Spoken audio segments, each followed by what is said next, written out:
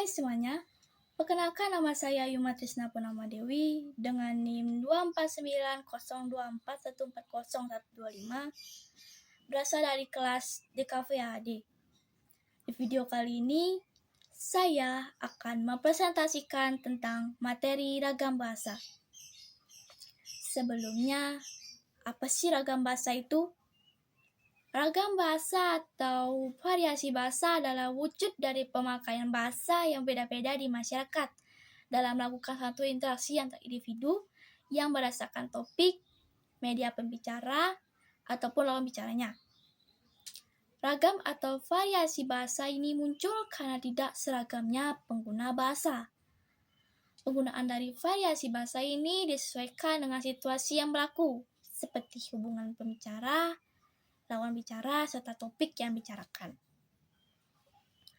Ragam bahasa dibagi menjadi 4. Yang pertama yaitu ragam bahasa lisan, ragam bahasa tulis, ragam baku, dan ragam tidak baku.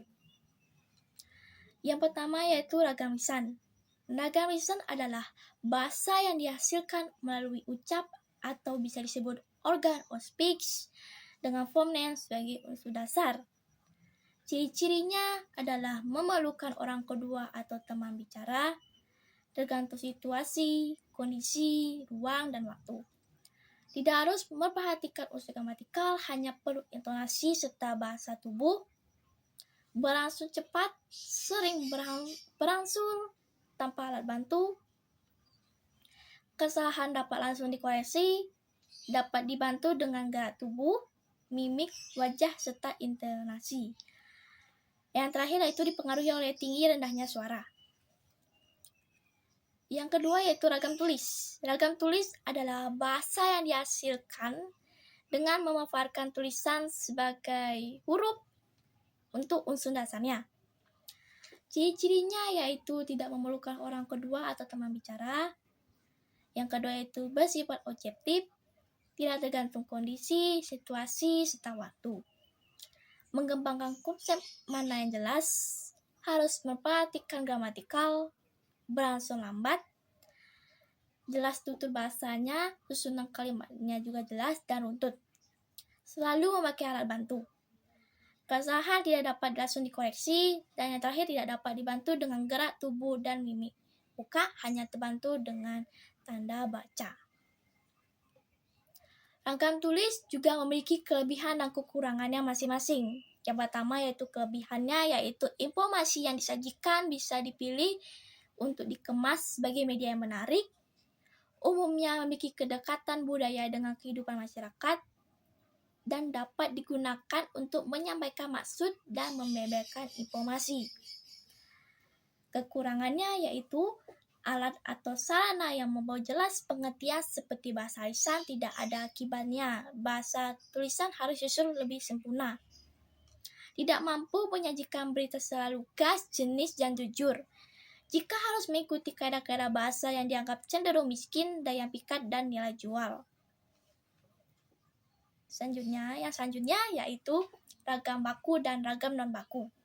Ragam baku adalah ragam yang dilembagakan dan diakui oleh sebagian besar warga masyarakat, pemakainya sebagai bahasa resmi dan sebagai kerangka rujukan norma bahasa dalam penggunaannya. Sedangkan ragam non-baku adalah ragam yang ditandai dengan ciri-ciri menyimpang dari norma ragam buku. Ragam atau kata tidak baku ini biasanya digunakan dalam kalimat dalam percakapan sehari-hari. Pasalnya tidak baku dengan lebih santai. Ragam bahasa berdasarkan cara pandang penutur dibagi menjadi 4. Yang pertama ragam dialek atau daerah, ragam terpelajar, ragam resmi, dan ragam tidak resmi. Ragam dialek atau daerah adalah variasi bahasa yang dipakai oleh kelompok bangsawan di tempat tertentu. Dalam istilah lamanya juga disebut dengan logat. Bisa seperti kayak di Bali, itu kita memiliki logatnya masing-masing seperti logat Denpasar, Gianyar, Buleleng, Bangli, dan lain sebagainya. Dan juga di luar Pulau Bali. Dan juga ciri khasnya tuh memiliki tekanan, turun naiknya nada, panjang pendeknya bunyi, dan bahasa yang membangun aksen yang berbeda-beda. Yang kedua yaitu adalah ragam terpelajar. Dalam bahasa Indonesia yang digunakan oleh ragam terpelajar ini digunakan oleh kelompok penutur yang berpendidikan, yang memiliki tampak jelas perbedaannya dengan yang digunakan oleh kelompok penutur yang tidak berpendidikan. Bisa saya paparkan di video ini atau di slide ini contoh-contoh yang tidak terpelajar ataupun yang terpelajar. Ada video yang seperti yang tidak terpelajar itu videonya menjadi V-nya menjadi P, yang aslinya sebenarnya V. Yang kedua itu film, yaitu yang tidak terpelajar, itu sama juga seperti yang video. Dia yang tidak terpelajar menggunakan huruf P depannya, sedangkan yang terpelajar gitu menggunakan huruf F. Dan yang terakhir yaitu vitamin, itu juga sama seperti video dan film, menggunakan huruf P di depannya, dan yang terpelajarnya itu menggunakan huruf V. Jadi ragam terpelajar tidak terpelajar itu memiliki perbedaannya masing-masing dari kata-katanya, hurufnya, dan lain sebagainya.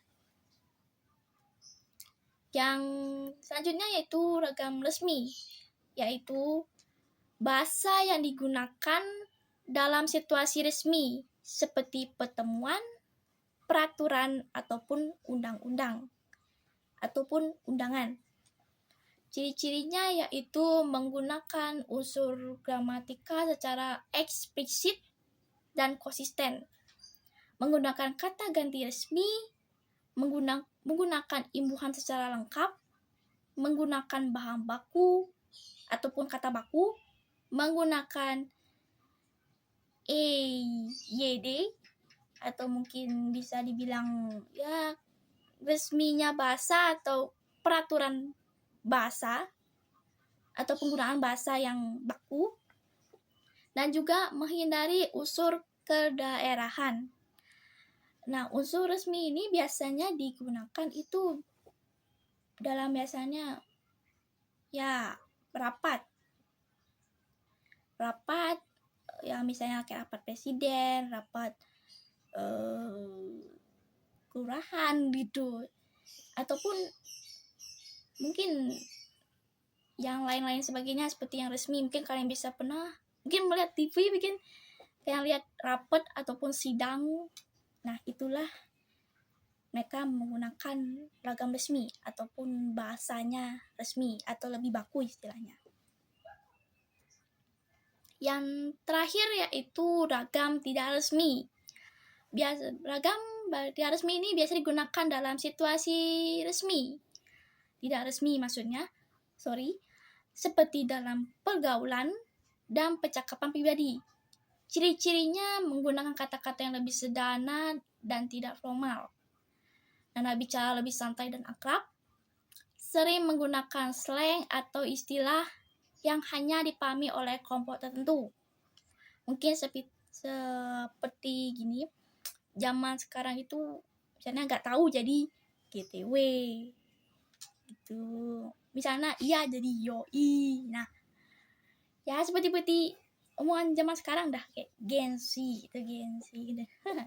Yang selanjutnya yaitu menggunakan bentuk singkatan seperti tidak, gimana, atau bagaimana, atau udah, yaitu sudah. Seperti kata nggak tahu kan diubah jadi GTW kan. Ya, tidak jadi enggak, bagaimana jadi gimana. Ya disingkat-singkat pokoknya. Seperti ya kita menggunakan bahasa kita sehari-hari sama teman kita, sama sepupu, sama keluarga, atau lain sebagainya. Dan yang terakhir yaitu kalimat bisa terpotong-potong dan tidak mengikuti arah gramatika secara ketat. Segitu saja presentasi yang saya bisa jelaskan dalam video kali ini atau presentasi kali ini.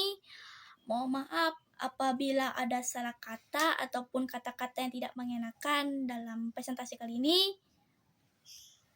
Sekian, terima kasih, saya pamit undur diri.